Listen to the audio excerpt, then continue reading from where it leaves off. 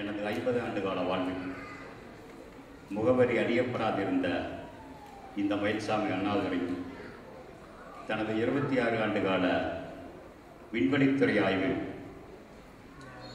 தொலைந்து போனதாய் தெரிந்த அவனது தமிழும் புதிதாய் பிறந்த தினம் அக்டோபர் 22, 2008ஆம் ஆண்டு.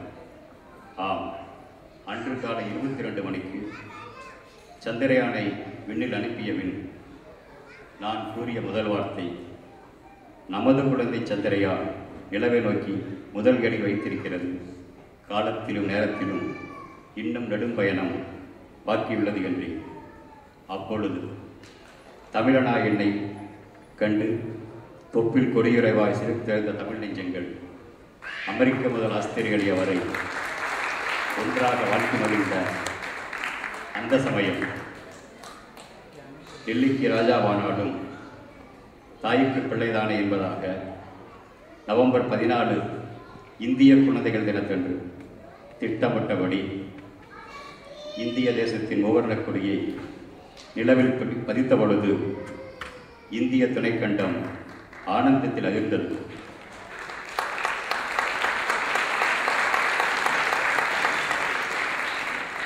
ஆனால் நான் எனது தாய் தந்தையிடம் ஆசியும் எனது கிராமப்பள்ளிக்கு நன்றியாக ஒரு கணினியும் கொடுக்க சென்றேன். அப்பொழுது குழந்தைகளும் இளைஞர்களும் என் பெரியவர்களும் ஒன்றாய் கூடி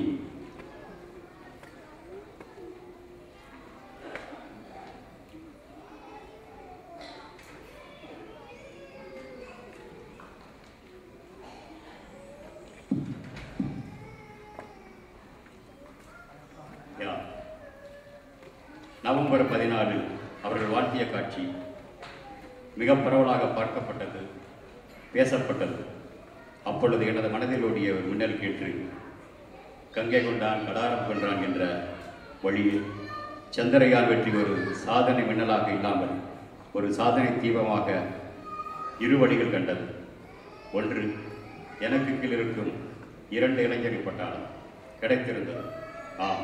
சந்திரயானுடன் எனக்கு கீழே வேலை செஞ்ச அந்த இளைஞர்கள், துடிப்பான இளைஞர்கள் வச்சுட்டு உடனே சந்திரயான் 2க்கான சந்திரயான் 2க்கான வழிமுறைகளை எடுத்து முயற்சி போயிட்டுருக்கேன்.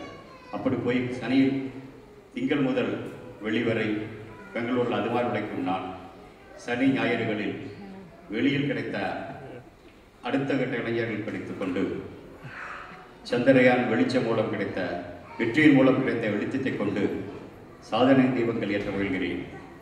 இளைஞர்களை, மாணவர்களை, பெற்றோர்களை, ஆசிரியர்களை சந்திக்கிறேன். சந்திரயானில் நாங்கள் குழுவாக செய்ததை அவர்களுக்கு காண்பித்து அவர்களின் கண்களுக்குள்ளே அதை செலுத்தி செவிகளுக்குள்ளே ஏன் இதயங்களுக்குள்ளே நம்பிக்கை விதைகளை மெதுவாக விதைத்து இந்தியாவை ஒரு நம்பிக்கை தேசமாக்கும் முயற்சி முடியும் என்ற நம்பிக்கையில் தொடர்கிறேன். எனவே சிறிய முயற்சி சனி ஞாயிறுகளில் தமிழகத்தின் மூளை கொடுக்கலாம் முடிந்தவரை சென்று கொண்டிருக்கிறேன்.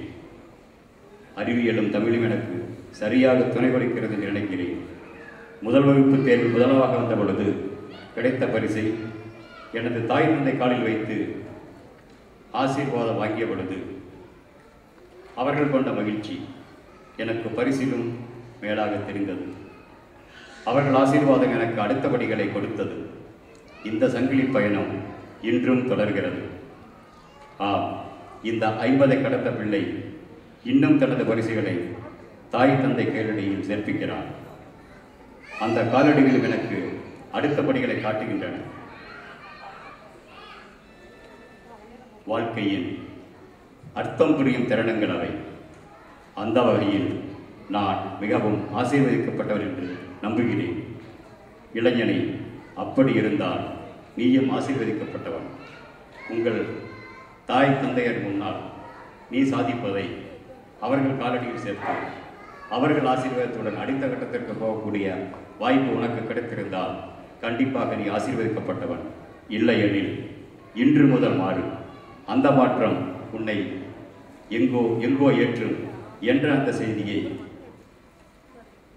இன்றைய இளைஞர்களுக்கு தமிழ் இளைஞர்களுக்கு நான் பதிலாக ஒரு கூற்றாக திரும்ப திரும்ப கூறுகிறேன்.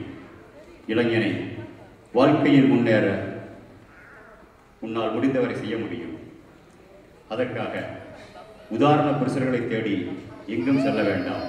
உனது தாயும் தந்தையுமே உதாரண புருஷர்கள், அவர்களை எடுத்துக்கொள் என்பது என்னுடைய செய்தி இன்றைய தமிழ் இளைஞர்களுக்கு.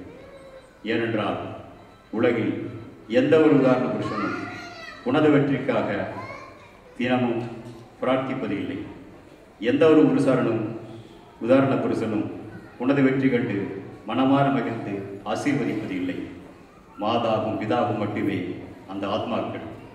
அப்படி சொல்லும் நான் பெற்றோர்களை பார்த்து சொல்லுவது, இளைஞர்களை பார்த்து சொல்கிறேன், உதாரண புருஷர்களாக உன் முன்னால் இருக்கும் உயிருடன் இருக்கும் தெய்வங்களான அம்மாவை அப்பாவை எடுத்துக்கொண்டு சொல்லக்கூடிய அதே நான் மற்றொரு வகையில் பெற்றோர்களுக்கு சொல்வது, உங்களது பிள்ளைகளுக்கு நீங்கள் உதாரணமாக திகழ வேண்டும் என்றும் கூறுகிறேன்.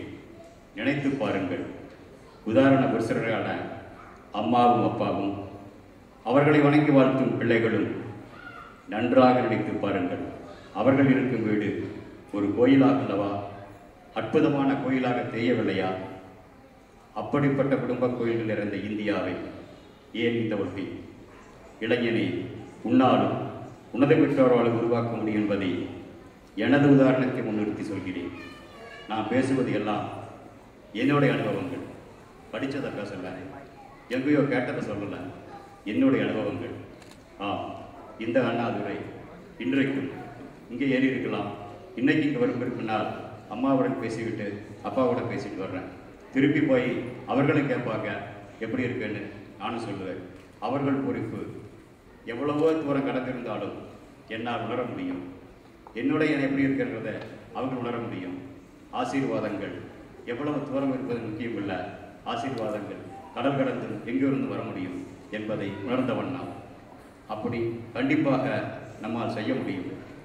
அன்னையும் பிதாவும் முன்னறி தெய்வம் என்று படித்தவர்கள் நாம். தாயில் சிறந்ததொரு கோயிலும் இல்லை, தந்தேஸ்வரர் மிக்க மந்திரம் இல்லை என்று வழிவந்தவர்கள் நாம். கோயிலுக்கு போகாவிட்டாலும் தெய்வங்களை நம்பாவிட்டாலும் குடும்பங்கள் கோயில்களை உருவாக்க முடியும். அழகான அற்புதமான வாழ்க்கையை நாம் வாழ முடியும்.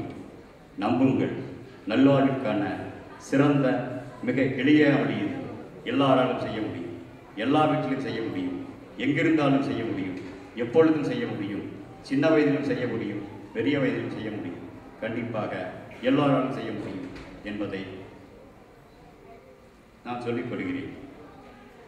வேறொன்றும் கூறுகிறேன். அதாவது இது மாதிரியான கூட்டங்களுக்கு மட்டுமல்ல, பள்ளி கல்லூரிகளுக்கு போய் எல்லா இடங்களிலும் வேறொன்றும் சொல்லுகிறேன். என்னுடைய அனுபவங்களையே சொல்கிறேன். அந்த வகையில் வேறொன்று சொல்வது, எங்களது சந்திரயான் வெற்றிக்கு எங்களது அடிப்படை கல்வி தமிழில் தாய்மொழியில் இருந்தது கதையாக இருக்கிறது.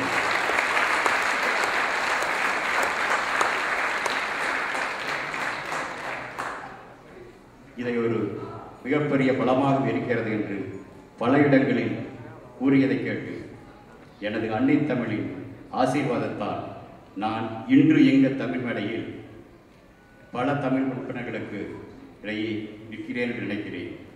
எனது அன்னை தமிழே, உனது அடிதொட்டி எனது நன்றி. இந்த வார்த்தையை இங்கே மட்டும் சொல்லலை. நான் இப்படி கூறுவதை கேட்டு கர்நாடகாவில் இருக்கக்கூடிய ஒரு மிகப்பெரிய சாமி என்னை கூப்பிட்டார். 15,000 மாணவர்களை அவர்கள் மாவட்டத்திலே கூட்டியை வச்சிருந்தார். ஏன் அப்படி சொல்கிறேன்னா, அந்த திறந்தவெளி அரங்கில் 15,000 நாட்காலிகள் இருந்தன. 15,000 நாட்காலிகளில் அதற்கு மேலும் மாணவர்கள் இருந்தார்கள். அங்கே என்னை கூப்பிட்டாங்க. கர்நாடகாவின் வேறு உற்பத்தியில் இருக்கக்கூடிய இடம். அங்கே நான் போய் என்ன பேசுகிறதுன்னு நினச்சேன். அவர் கூப்பிட்டார், சொன்னார், இங்கே வந்து உன்னுடைய தாய்மொழியிலேயே தாய்மொழியில் படிப்பதால் எதுவும் குறையலை, நீ சொல், கன்னடத்தில் நான் மொழிபெயர்த்து சொல்கிறேன் அப்படின்ட்டு 15,000